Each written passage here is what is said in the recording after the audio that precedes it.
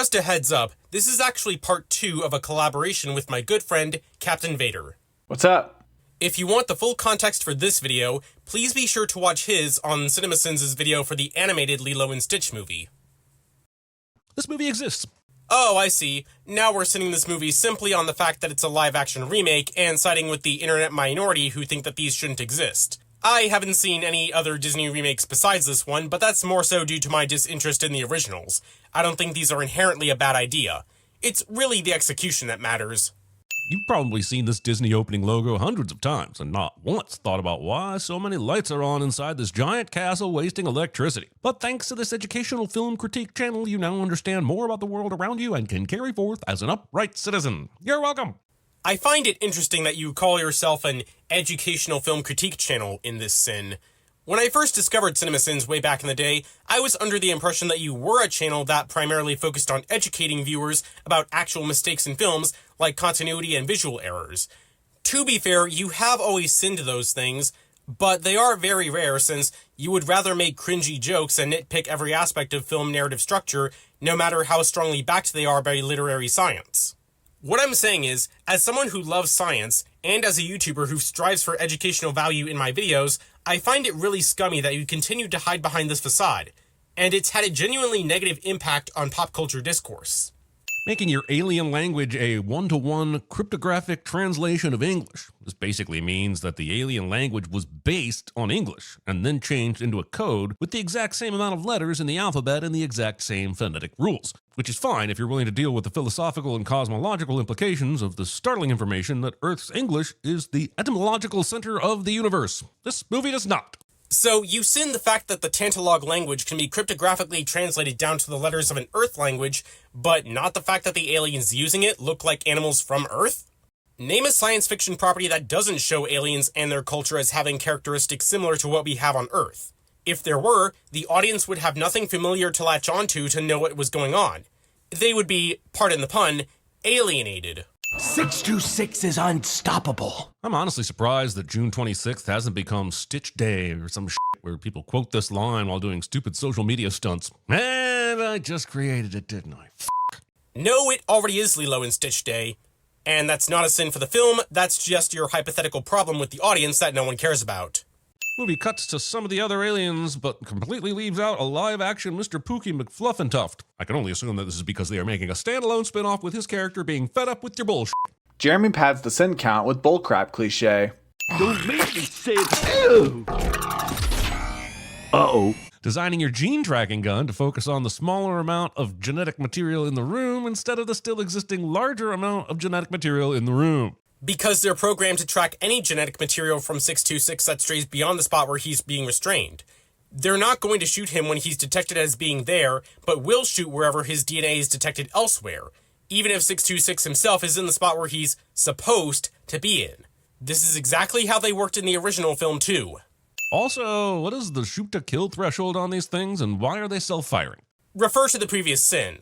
Also, some of the sins in this video will be extremely similar to sins from the original Lilo and Stitch video. If it helps, just pretend this is a live-action remake of our first Sins video, because that apparently makes it worthwhile and important. Thanks for admitting that you're just straight up running out of material. In 12 hours, we project he will collide with a planet called Earth. Oh, for f***'s sake, you're speaking English. And I know that this is the word Earth, and there is no f***ing dash between the E and the A, you fabricating f***er. Oh, come on, you still didn't realize how dumb this sin was? Them being able to speak English doesn't mean they should be able to say every English word correctly. I mean, English in general has been mocked for being a super difficult language anyway, considering all the inconsistent ways letters would be pronounced for certain words. Dr. Jakiba, you will travel to Earth where you will capture the escaped lab experiment known as 626. Agent Pleakley, you will be going with him. Choosing the mad scientist who you absolutely cannot trust to go on a mission with an agent you didn't know existed 5 minutes ago. Brilliant ops planning. It's not like the Grand Councilwoman is relying on these two. She already knows Jumba is untrustworthy and thinks Pleakley is expendable. If they can capture 626, that'd be great and convenient. But she could go down to the planet herself with troops like she does at the end of this movie and the original. This clock says 2, but Lilo's watch said 3:45 a few seconds ago. I don't care if there's some explanation or someone's clock is wrong or it's being shown out of order. Just stop showing clocks in your movies, Hollywood. Quit letting big Kronos boss you around. I feel like you only said that you don't care if there's an explanation just to feign ignorance that this clock could just be broken or that the batteries have been used up. Instead of solving this non-issue with that, you took this as an opportunity to complain that movies shouldn't show clocks. Like, what the hell? Also, that pronunciation of the word explanation. You know, silly, it's not a friendship bracelet if you don't have any friends. Kids. In fact, they should have just named this entire movie Kids, but apparently that's a whole different movie. Jeremy expresses his disdain for kids cliché. The music starts playing before Lilo places the record in the player, even though the record playing is an example of diegetic music, which means its sound originates from within that world. Oh, what's that? Is this just an excuse to use a word I just learned? Indubitably. While the song in this scene is diegetic in that it originates in the movie's world, it's not supposed to be in time with what's being shown on screen. This scene is edited to cut between Lilo before and after she puts the record on the player. So if the song in these shots were edited to match these cuts, it would have sudden skips. And now this record is not spinning in the overhead shots, but is spinning in the floor shots. Movie doesn't know how to vinyl correctly. I can't hear you. It's really weird. Turning up the volume on a record that is still not spinning. You had a point there about the vinyl, but I let 2 sins play because you double sinned for the same offense. I'll give just 1 sin instead of 2 this time, but this isn't the only time that you double sin in this video. Smoke, Nani! Who put that pot on the stove? Lilo's too short, and Nani has been preoccupied with making Capri Sun tea. Apparently, step stools don't exist. Oh, yeah, I've been practicing jumping out of my window. Geez, Disney, I know it's a 2025 update and everything, but not everything has to be a commentary on the political climate and its psychological impact on the United States population. Political climate? What the hell? And this isn't necessarily an update aside from splitting Cobra Bubbles' role into 2 characters. The original also had a scene where Nani was under pressure to convince a social worker that Lilo was being raised in a safe environment. You're gonna need that health insurance for when I kill you! That's not how health insurance works. What even was the sin here? You literally just stated a fact and raised the counter. That wasn't even a joke or anything, so what was the point? Bloody, what you doing here? Having a second chance at not including this superfluous, distracting romantic subplot and deciding to keep it anyway. I mean, while it is superfluous in both films, it's given less attention in this remake, so it's not doing any more harm than before, which, in my opinion, it never was. Also, I know why you're showing this part of the scene the way that you are. You're hiding the existence of Tutu as an important character in this film until you absolutely have to sin her impact on this movie's ending. Warning. Guidance not warning. Movie had to have its can't believe this ship is headed directly toward a tiny island and a giant ocean joke earlier, and now that Stitch is destroying the guidance computer and clearly altering this ship's course, I'm left to wonder how he still hits that same plot-convenient island. Because he's already really close to Earth and there's nothing to knock him off course. He's about to enter the atmosphere anyway. I wish upon a star. Disney character has to wish upon a star because Geppetto did that bullshit 85 years ago, and now we're stuck with a cliche. Jeremy invents a cliche that he'll only ever use for this one-time cliche. You know, I'm right so often, I don't even enjoy it anymore. How I feel directly after I write a CinemaSins script somehow makes its way into the script. I feel like you included this sin specifically to annoy people like me and Granny Tamias. I know, right? How is he even pushing the go pedal? You'd think the movie would at least show us how he lodged something in there to keep it down, like a stick, or a rock, or a discarded sex toy. I mean, it's possible he still could have done that off screen. Also, Jeremy makes a disgusting remark that no one asked for a cliche. Disney character has to fart in the tub because Pumbaa did that bullshit 30 years ago and now we're stuck with that cliche. Jeremy invents a cliche that he'll only ever use for this one-time cliche. It's called vacation. Once every solar year, the human migrates to go see a sunlight and drink celebratory poison. Some humans, not all. Can't remember the last time I had a vacation or even some celebratory poison, not counting Del Taco. After consistently making Sins videos every Tuesday and Thursday for over a decade, I think you really need a vacation, Jeremy. You watched the video I sent you, right? The walking video? Yeah, I didn't know it was gonna be like this. Disney character has to learn to walk on legs like it's super hard because Ariel did that bullshit 35 years ago and now we're stuck with it cliche. Jeremy invents a cliche that, f it. Humans have never seen a portal before. Untrue, and you can expect a patent lawsuit from Aperture Science any day now. Arbitrary video game reference. Breaking news on a strange situation last night. A local tour bus ran over an unidentified wild animal. This movie literally just put its convenient news position in an elevator. Honestly, you have to respect how few shits were given to make this call. Jeremy, screens in elevators are a thing in real life, and they can play the news. But it makes them happy. It makes them have diarrhea. Thai food. That's Cuisinist. Highly advanced race of aliens are armed with tranquilizer darts? Did they stop at the International Bass Pro Shop on the way? Jeremy thinks Bass Pro Shop sells tranquilizer darts. And did you seriously type and say international instead of intergalactic?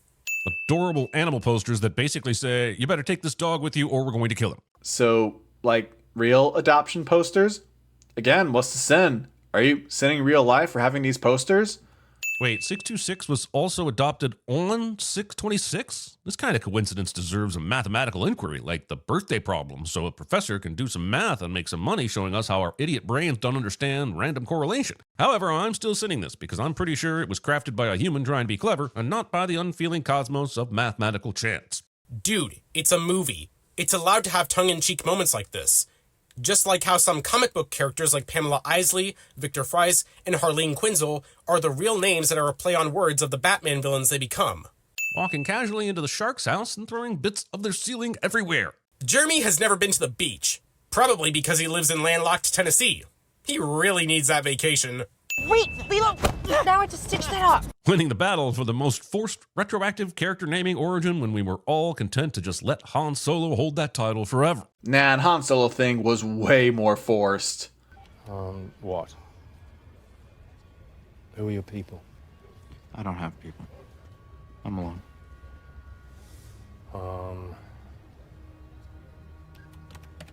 Solo. Why do I have to be at your work? I'm sick. She's off by herself most of the time anyway, so it doesn't make sense to actually care about her whereabouts now. Jeremy, did we not have a full scene earlier of a social worker visiting the Pelicais and evaluating how bad of a job Nani was doing at taking care of Lilo? It's clear that she's taking this a lot more seriously now and is not allowing Lilo to go off on her own without adult supervision. Especially not the supervision of that adult you cut out! Wait, it's moving. Come on, come on. You guys had all day to track down Stitch, but only get there as they're leaving? Jeremy, you showed earlier that Jumba had to drag Pleakley around after accidentally shooting him with a tranq dart, slowing them down. However long Nani's shift was before getting fired was at least how long it took them to get there on foot. Trying to stoke my Will It Blend nostalgia without having the decency to use a Blendtec blender. Arbitrary YouTube reference. The people at home who give you lots of hugs and kisses and they're there for you, even when... Lilo and Skipch. Jeremy skips relevant/emotional moments cliche. Island that Lilo previously said had no big cities includes this big city. Yep, this is an actual sin. This movie is nominally set on Kauai, an island which has no large cities, but was filmed entirely on Oahu. So the filmmakers forgot to edit the Honolulu skyline out of the shot. Nice catch, CinemaSins. Hey! What are you doing? Trying to capture Stitch. They're on a jet ski, following dangerously close while firing tranq darts, and you're not going to notice any of it, but hey, everyone knows surfing removes your peripheral vision and the ability to even slightly turn your head to the side. Says Nani couldn't turn her head to the side after showing that Nani turned her head to the side. Besides, she's not going to notice these two people trying to capture Stitch when she's already trying to concentrate on keeping the surfboard balanced while Lilo is in front of her and Stitch is moving about on it. And there's now a super loud jet ski next to them. This ends up being too much, which is literally the reason Lilo almost drowns here. Tranq darts conveniently hit the only part of Stitch with padding, rendering them useless. Also, tranq darts conveniently hit the only part of Stitch capable of keeping him afloat, rendering his floaties useless. Jeremy points things out on the screen cliche. There's a way that the state will pay for all of this, but it means that you have to officially relinquish guardianship of Lilo. Official, give us your sister and we'll pay for your hospital bills programs. Which Nani has no other choice than to do because she wasn't able to file for health insurance before this incident. Remember the "that's not how health insurance works" sin from earlier? We have found a glitch. Trying to sneak in roll credits for the straight-to-video sequel that you haven't made a live-action remake of. Yet. This is almost certainly supposed to be just a small nod to Stitch has a glitch, and Disney has no plans to remake that film. They could adapt elements from it like the glitch itself, but with how important Jumba was in that story, and the fact that he's now a villain in the live-action continuity, they can't possibly adapt it faithfully. She's not here. What do you mean she's not here? Being a social worker but not understanding simple three-word English sentences. Being a 50-year-old man and not understanding these kinds of sentences.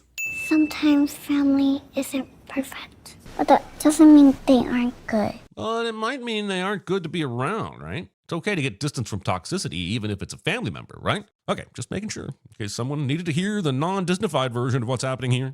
Jeremy, as I talked about in the Trolls Band Together video, just because familial relationships are not immune to toxicity does not mean we shouldn't teach kids to value and support family by always seeing the good in them. And it's better if we can teach them before they find out how scary toxic relationships can be, as it may help them from going down the same path. Lilo may only be 6 years old, but she's stronger than you for being able to see the good in Stitch. Do you have anything else to say? Taking your eyes off the creature of havoc and destruction that you created so you can chastise a Doberman for no reason. Jeremy acknowledges what is happening on the screen cliché.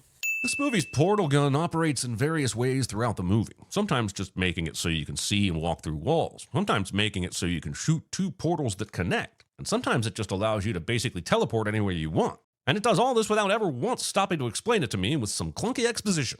Oh my goodness, dude. It's a sci-fi gun. Why are you wasting time on questioning this kind of stuff? And isn't showing you this stuff all the exposition you need? And wouldn't you have sent the exposition for being clunky anyway?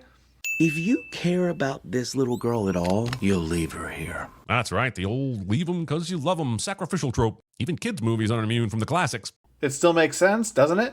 Not Jumba is telling Stitch to leave Lilo so she doesn't get hurt. It's a trope, yes, but it works. I wouldn't say that to her face. Having 4 eyes and still not seeing Lilo has joined you in the room. Because Jumba is currently acting like you when you look for sins in movies. Not so fast, pizza face. Saying your one-liner before your heroic action. This isn't the 80s anymore. We say the one-liner to the bad guy's corpse now. Actually, this is a subversion of that trope, as Lilo presses a button that does nothing to help the situation, considering she doesn't know how spaceships work. And Lilo was vaporized by the crash. What a gruesome way to end a Disney movie. Poor kid. I'd say there are worse ways to die in a Disney movie. Remember Scar getting mauled to death by hyenas in The Lion King? The implication is really gruesome if you know anything about hyena hunts in real life. Yep, I'm the guy calling bullshit on this emotional rescue. I mean, she's underwater for over a minute, which is totally possible, though unlikely considering her exertion of carrying an alien-shaped heavy bag. But it's actually the distance she's covering that is more ridiculous. Telling me she covered that amount of ocean floor in just over 60 seconds? Have you ever tried to walk underwater with a weight? Even if it were on land, that's, 400 meters? The world record in the 400 is 46 seconds. And you're telling me she did it underwater in 65? Stitch is dead. Nani is dead. Everyone dies. The end. Okay, first, this is far less than 400 meters.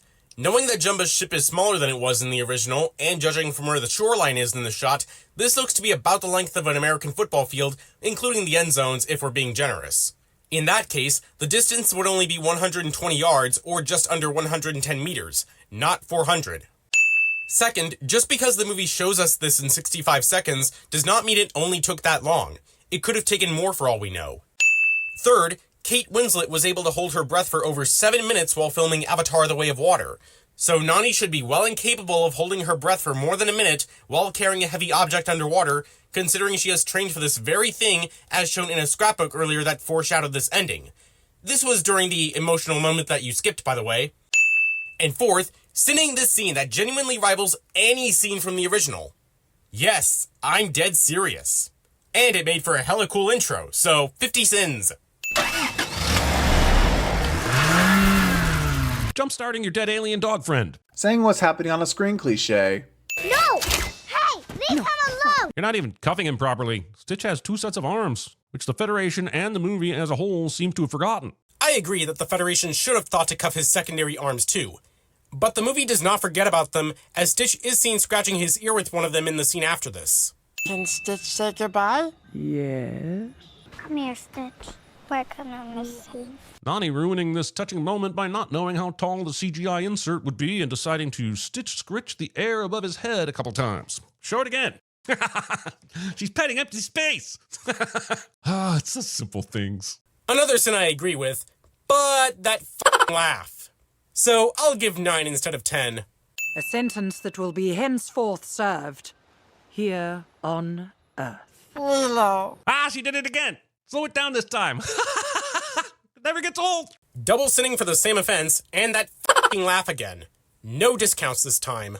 No one else on the island reports this giant leopard seal print spaceship cloud hanging over the ocean. How do you know that no one else noticed? What if Lilo came to live with us? Oh, no, Tutu, that is way too much. That is... Smiley already said yes. making backroom deals for custody of your neighbor's child. Yeah, because Tutu is not just a neighbor. She's Ohana, as she said earlier. You need anything, you just ask, okay? We're not just neighbors, you know. We're Ohana.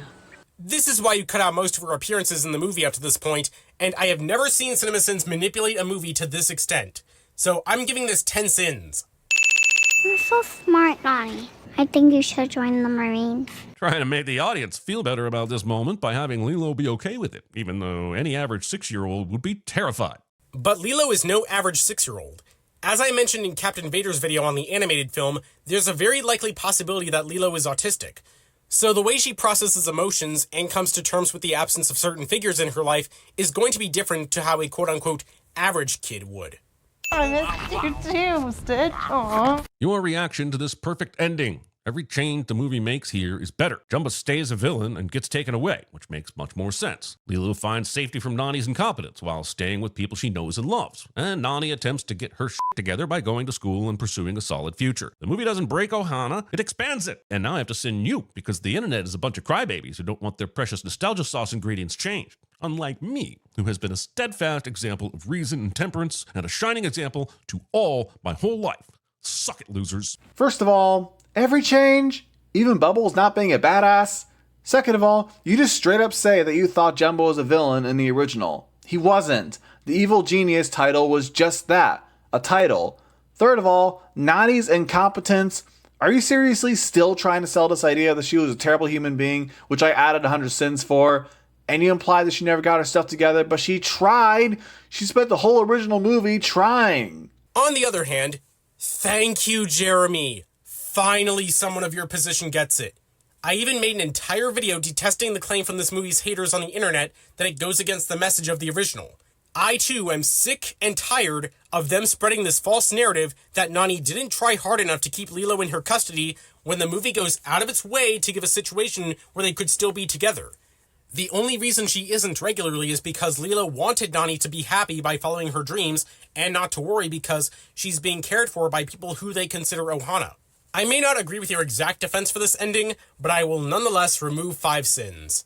Even as someone who wasn't a huge fan of this film, amen.